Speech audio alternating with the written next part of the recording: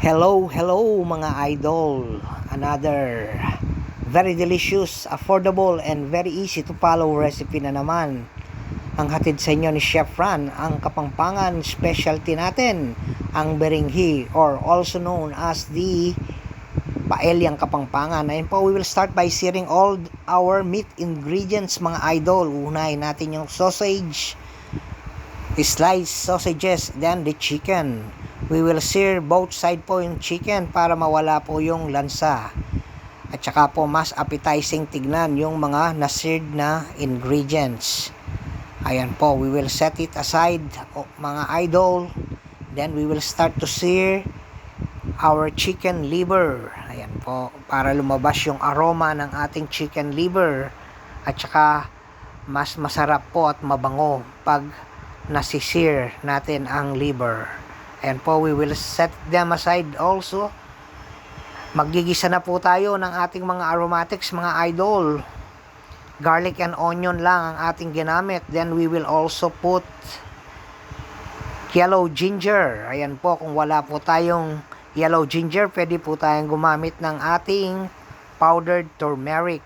But it is advisable na gumamit ng fresh yellow ginger. Ayan po, ilalagay na natin yung ating 3 cups na glutinous rice or malagkit mga idol. Ayan po, imemekos-mekos lang natin to incorporate po yung aroma at lasa ng ating mga aromatics. Ayan po, lalagyan na natin ng water from Pasig River. 3 cups rin po. It is very important to measure our liquid ingredients mga idol. Ayan po, ilalagay na natin yung ating chicken gizzard, then the seared chicken, ilalagay rin po natin.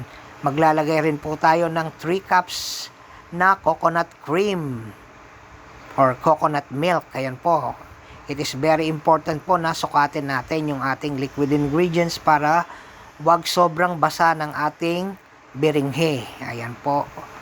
Then we will put some flavor by putting chicken cubes and some pepper mga idol. Ilalagay na rin natin yung vegetable, carrots, green peas, red and green bell pepper. Ilalagay na rin natin yung mga sausages, yung na-sear natin kanina. Then, again, imemekos-mekos natin mga idol. Maraming salamat po sa panonood natin mga idol.